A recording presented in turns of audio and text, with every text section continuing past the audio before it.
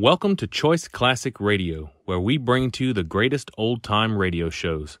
Like us on Facebook, subscribe to us on YouTube, and thank you for donating at choiceclassicradio.com.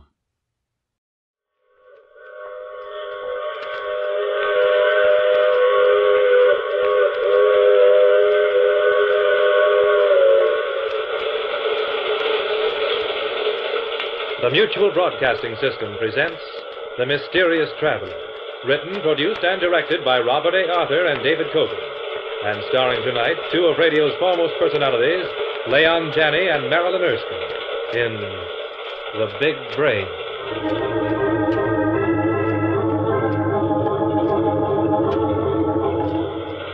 This is The Mysterious Traveler, inviting you to join me on another journey into the realm of the strange and the terrifying. I hope you will enjoy the trip, that it will thrill you a little and chill you a little. So settle back, get a good grip on your nerves, and be comfortable, if you can, as you hear the story I call The Big Brain.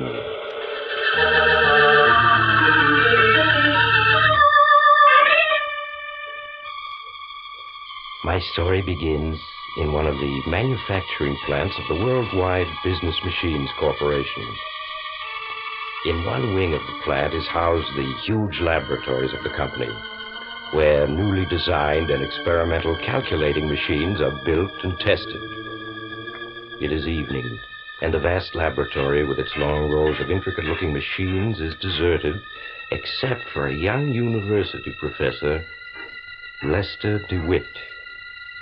Tall, lanky, and in his early 30s, DeWitt stands before a massive machine that dwarfs all others in the laboratory. Swiftly, efficiently, he presses tabulating keys on the control board, oblivious of all else. 3.521 to the 8th digit, 74.3 to the 3rd digit, 74.56 to the 4th digit. Is that you, Professor DeWitt? Yes, Pop, I'm at the Big Brain. 6.527 to the 4th digit. I brought you a visitor, Professor. Visitor? Julia. I'm glad to see that you at least remember my name. Of course, Professor, I'm not supposed to allow anyone in here but our engineers and university people like yourself. But I figured seeing you and hers engaged. Thanks, Pop. That's all right. Joy seeing young people get together. Oh, Julia, I'm terribly sorry. I forgot completely. Were you waiting long? Only a half hour. By then I realized I'd been stood up. Oh, well, honestly, Julia, I had no idea it was so late. I decided to run a test at 5:30 and then be finished by 6:30 at the latest. And If you could only see your face. Well, then you aren't angry with me. No, I'm not angry. I'll just have to accept you for what you are, an absent-minded professor. Well, so this is my arrival. I've never seen such a huge machine. It weighs over 50 tons. 50 tons? That's right. The staff here at the plant calls it the Big Brain. It's the only one of its kind in the world, Julia. Lester, those thousands of keys, levers, do you know what each one of them is for? Well, yes, of course. Oh, look at it. Do you realize that the Big Brain can calculate elliptical integrals? Was that good? Good. Why, human mind has never been able to solve the elliptical integrals. There have been no methods of solution, but this machine can. Oh. The Big Brain, Julia, can solve in a few seconds a problem that would take a scientist a lifetime to work out. There's one thing your Big Brain can do, Professor. No? What's that? It can take this racing sheet and dub out the winners of tomorrow's races. Oh. Still playing the horses, eh, Pop? Yep. Not doing so good either. Well, I gotta make me rounds. Nice talking to you, young folks. Good night, Mr. Collins. Good night, Pop. Good night. Oh, I really should be jealous of that machine, Les. A certain light appears in your eyes when you speak of it. Sometimes I think that you care more for that. But you really don't believe that. No, not really. Hey, look, Pop left his racing paper behind. What are you looking through it for? Well, I've never read a racing sheet before. It's interesting. Very interesting. You know, this racing sheet is a treasury of facts. Why, in each race alone, there are over 1,000 facts to be taken into consideration. Yes. Now, Les, you aren't going to spend the rest of the night studying that paper, are you? I had always been inclined to think that horse racing was a matter of sheer luck. That isn't so at all. Look at all the information that's available in this paper. I can't understand why Pop thought the big brain couldn't calculate the winners of these races. You mean you think it could? I see no reason why it shouldn't be able to. In view of all these facts we have on past performances. Lester, you aren't serious, are you? Of course I am. Would you like to try it as an experiment? An experiment? Yes. We'll put all these facts through the machine. Oh, this I have to see, by all means. All right. First, it's a matter of learning what all these abbreviations and symbols stand for. Then... Yes? It's merely a matter of your reading the facts on past performances and my feeding it to the machine.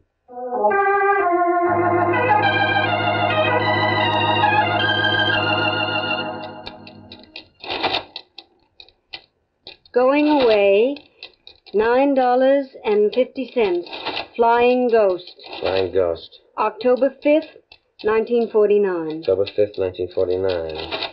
Belmont Park, 3-year-olds and up, claiming $5,000, a mile and an eighth, 120 pounds, jockey Riker, track fast, post position fourth, start sixth, quarter fourth, half fourth, 3/4 third, mile third, stretch third, finish third, 2 lengths, driving, $5.20. $5.20. That does it. 8 races.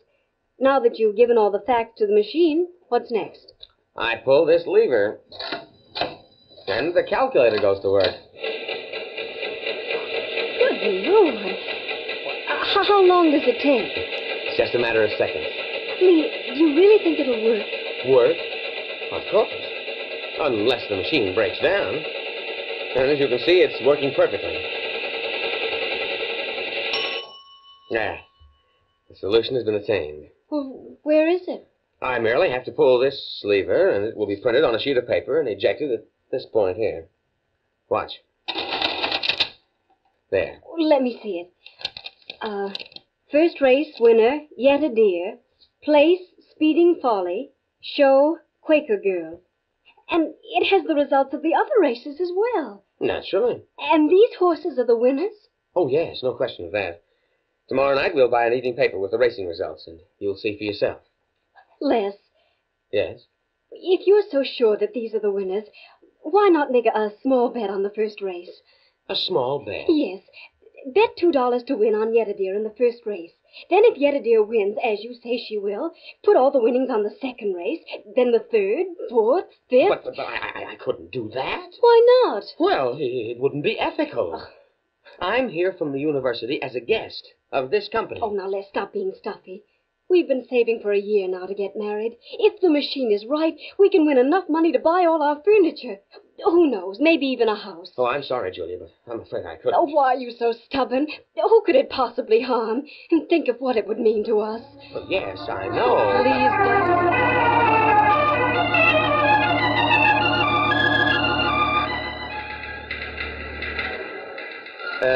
don't. Pardon me. Where can I make a $2 wager? Right here, friend. What's your pleasure? My pleasure? Yeah. Oh, well, I'd like to bet on Yet a Deer in the first race at Hialeah. $2? Yes, please. All right, here you are.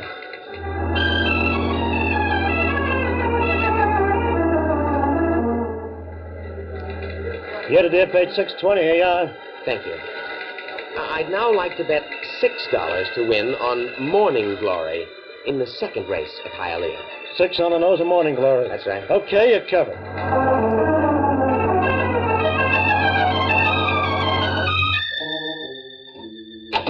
All right, here he is, boss. Come in, Professor DeWitt. Come in. I'm Victor King. Oh. How do you know who I am. It's my business to know the names of the people who patronize my establishments.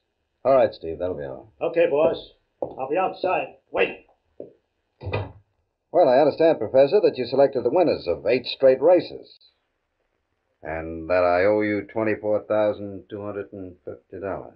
Yes, that's right. You'll find that I'm a businessman who pays off promptly. $1,000 bills be all right? Yes. Yes, of course. Tell me, 8 winners, what do you attribute it to? Oh, just luck. Luck, eh? Here you are. $24,250. What's wrong? Lose something? My wallet. I can't seem to find it. Oh, yes. Your wallet. I have it here. Must have dropped it a little while ago in the racing room. One of my men found it and turned it over to me. Naturally, I had to go through it to find out who the owner was. Yes, I suppose so. Besides $17, there are a number of things in it. Driver's license, a state university faculty card, a pass for admittance to the technical laboratory of worldwide business machines, and this sheet of paper. Oh, yes. That. Very interesting, Professor.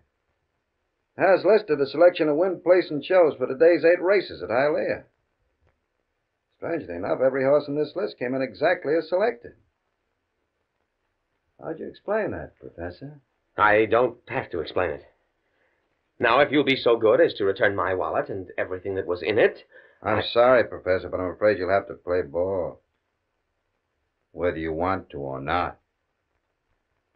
What do you mean? Sit down, Professor, and I'll tell you.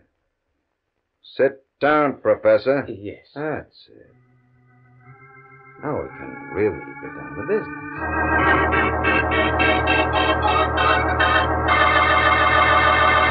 And then, Julia, he showed me pictures that had been taken of me in the racing room. 6 of them. All showing me making bets. Oh, no. Yes. Why, he even had a camera hidden in the wall of his penthouse office, which filmed everything I said and did up in that penthouse. What? He was just laying a trap for you. Yes, he certainly was. But you didn't tell him how you'd gotten the winners of the races today? No, but I think he suspects. He found my wallet, and in it the pass to the laboratory of worldwide business machines. And he saw the sheet with the names of the winners printed on it. And he demands that you give him the winners of every day's races? Yes. It's blackmail.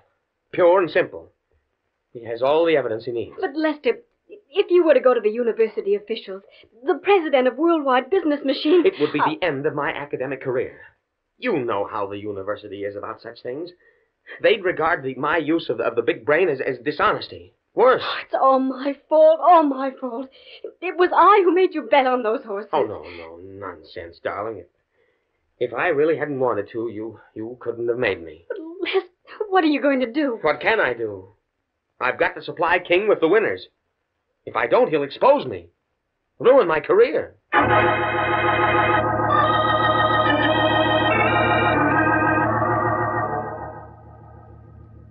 What about a cigar, Professor? Drink? No. I'm No, thank feeling good. Really good. 3 days in a row, all the winners at Hialeah. Yes, sir, I'm feeling good. By the way, I'm putting your share of the winnings aside, Professor. It now amounts to $46,000. You can have it any time you want it. I told you before I don't want any part of that money. My purpose in coming here was to explain to you that I can no longer go on with it. You can't go on with it. Why not? How can I expect you to understand the matter of ethics? Ethics? You can't. All I'm interested in is money. Now listen to me, Professor. You're going on supplying me with winners. We're playing this out to the finish. The finish? When will that be? I'll let you know. Now, today is Monday. I'm figuring on flying out to Santa Anita in a few days for the big handicap on Saturday. I want you to dope out the winners as soon as possible. I'm figuring on making a real killing at the track. I won't do it. Now, Professor, we don't have to go over that again. Yeah, I see we do. Okay, Professor, I'll put it on the line. Straight, no trimmings. Sit down. This may take a little time.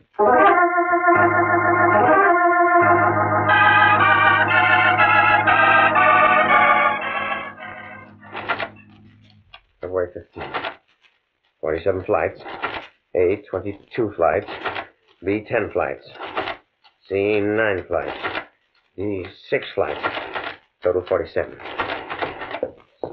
Lester, so here you are. I've tried to find you everywhere. Oh, hello, Julie. I phoned you at home and the university. Then I thought I'd come here. Did you see Victor King? Yes. I saw him. Well, what did he say? I mean, when you told him you were through with him. He said that isn't the way he plays ball. It seems I have to play his way. Or else. Oh, Les. Mr. King is a master of blackmail. Well, Les, what are these hundreds of books?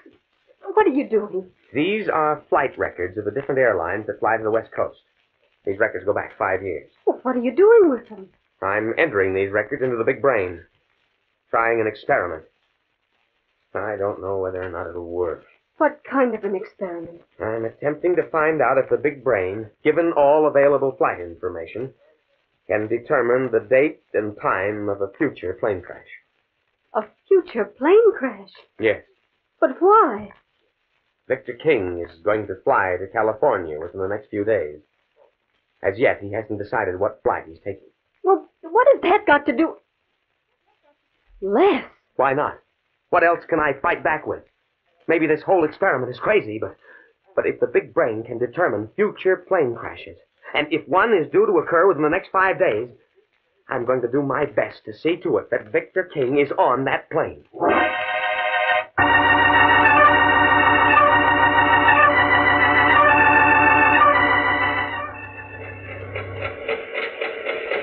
Les, what you're doing is insane. Maybe. Time will tell. But you must listen to me. You've got to go to the university officials and make a clean breast of things. I'm sure that they'll... There. The solution has been attained.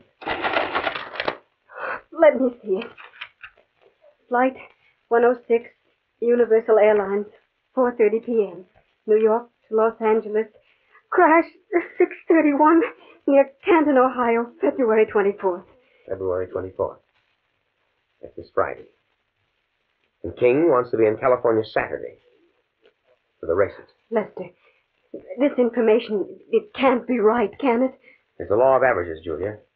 Scientists, given all the facts, can work out an approximation of accidents. The big brain has the ability to pinpoint facts, calculate them to a degree beyond the human mind, and reach a definite conclusion. You mean there's no question about it? Flight 106 will crash February 24th. The big brain hasn't been wrong as yet. Though there's always a first time, of course. But, Les, if there's a possibility of that plane crashing, we've got to go to the airline and warn them. If I went to them and told them, gentlemen, I believe that Flight 106 on February 24th is going to crash, what do you think they would say? They'd have me placed under mental observation. But, Les, if that plane crashes, killing innocent people, you'd never forgive yourself. What's going to be, will be. I can't prevent that which is ordained to happen. And you're going to try to see to it that Victor King is on Flight 106. Yes. Come what may, I've got to make sure he's on that flight.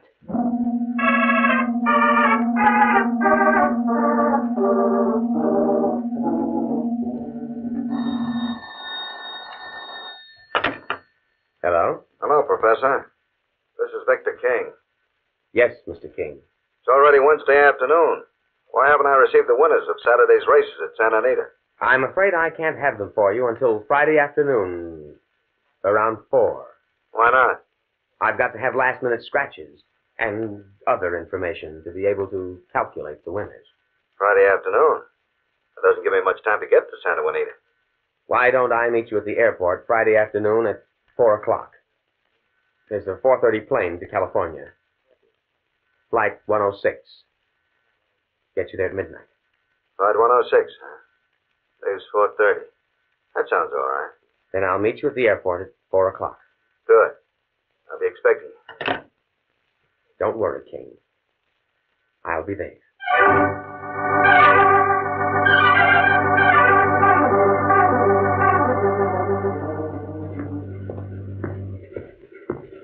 There's the gate for Flight 106 straight ahead. Lester, I wish you wouldn't go through with it. Won't you please go to the airline? Tell them that there's a chance 106 may crash. I told you, Julia, they'd only think I was insane. Now be quiet now.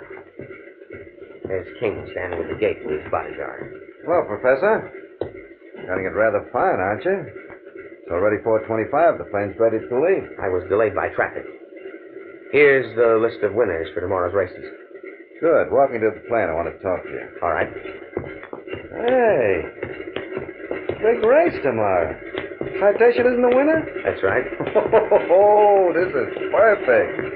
Perfect.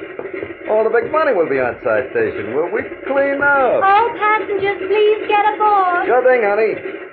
Professor, I've got a little surprise for you and your girlfriend. Surprise? Yes, that's right. Me and Steve here are taking you with us. We're going to show you the time of your life. Yes, sir. But we can't go. I have classes. What are you talking about? This is Friday. We'll have you back by Monday. Now get aboard. But we haven't any clothes. Yes, you have. I brought along clothes for both of you. Everything's been taken care of. You two are going, and we have to carry you, boy. No, I won't go. Look, I'm in a great trouble to fix up this trip, and you're going. Get around that plane, Steve. Can't you understand? Stop! Put me down! I don't want to go! Les! Tell him to put her down. Come back. Julia! Okay, stewardess, they're going aboard. Tell the pilot we're all set. Let's go.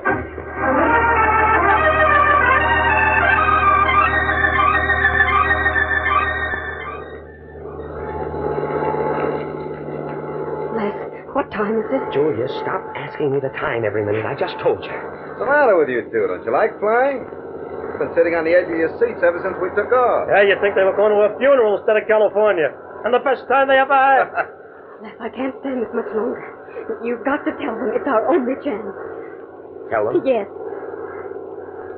Maybe you're right. King. What is it, Professor? Come a little closer. I've got something to tell you. Sure. What is it? This plane. It's going to crash at 6:31. Crash? What are you talking about? You heard me. The plane is going to crash. I like a joke, but that's not funny. It's not a joke. Can't you see that he's serious? How do you know the plane is going to crash? Same way I found out about the winners. The big brain. If you aren't leveling with me, I'll... Guess you are. You're scared, really scared. I'm getting scared, too. Why'd you let us in for this? You must have known before we got on this plane... Oh, I get it. You didn't figure on me taking you along. Hey, boss, we've got to do something. I'll settle with you two later. Come on, Steve. What are you going to do? You'll see. Have your gun ready, Steve. I'll make the pilot set us down, but fast. Yeah, sure. Here's where we take over. Well, I'm sorry, sir, but passengers aren't allowed up here. Steve. A gun? Yeah. Now listen, bright boy, you and your little playmate here are going to set this plane down, but fast. What for? Because I say so, and I don't argue. Land this plane. The nearest airfield's 20 minutes away, and it can't... Shut up. Set it down now. This minute. Make an emergency landing. You must be out of your mind. Steve, count to 5. If he doesn't start putting down, give it to the co-pilot. Right. 1, 2, 3, 4. Okay, you're calling it. Pete, give me a reading. Speed 240 mph. Altitude 4,500. As we come over this mountain, there's a large field. We'll try to set down on it. Roger. Don't let us stall, boss. We got to get down. Yeah. Come on. Put this plane down. Mister, if you want to take over, just say the word. Give me a reading, Pete. Speed 255 mph. Altitude 2,000 feet. It's getting dark fast. We better circle the field a couple of times. Don't cycle, just land. Pete, give it to the passengers over the PA. Roger. We are now preparing to land. Passengers are asked to remain calm. Please fasten all safety belts. You two guys better go back to your seats, fasten your belts. It's going to be a rough landing. Yeah, but it's all the same to you. We'll stay right here where we can keep an eye on you. Suit yourself. You don't mind if Pete and me strap ourselves in, do you? Cut the chatter and land. Give me a reading, Pete. Speed 230 mph. Altitude 800 feet. Flaps down. Flaps down. Landing gear down. Landing gear down. Landing lights on. Landing lights on. Reading. Speed 180 miles. Altitude 500 feet. Speed, 145. Altitude, 200 feet. Speed, 135. 125. 115. 95. Down. 80. 70. Bob, there's a drainage ditch across the field. Take her up! Too late. Hang on.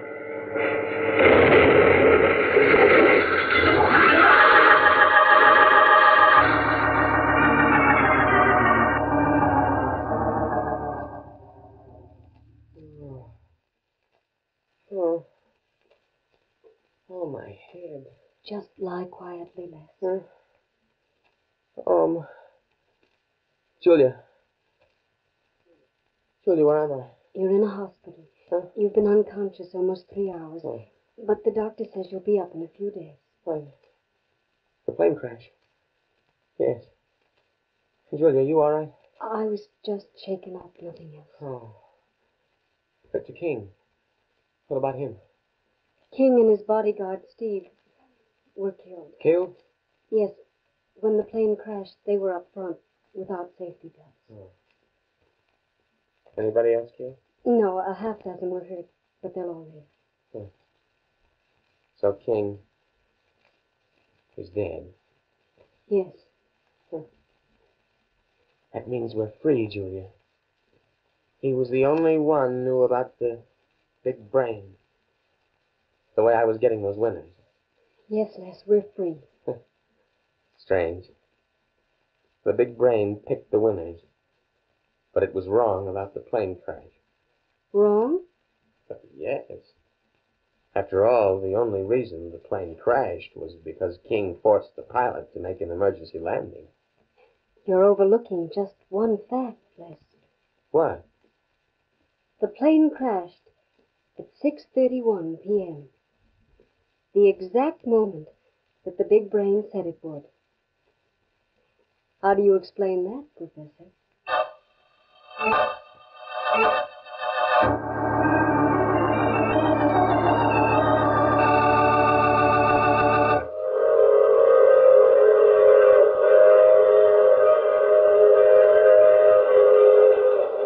This is the mysterious traveler again. Yes, young Professor DeWitt had a good deal to ponder about while he recovered in the hospital. Would a plane crash have occurred if Victor King hadn't forced the pilot to make an emergency landing? Or was that the crash the big brain predicted? It's hard to say. But one thing is certain. Professor DeWitt, for some strange reason, has lost all scientific interest in the big brain. Oh, that reminds me of next week's story, The Dark Underworld. It's about a strange old man who lives half his life in the maze of sewers beneath the streets of Manhattan, and he discovers... Oh, you'll have to get off here. I'm sorry. I'm sure we'll meet again. I take this same train every week at this same time.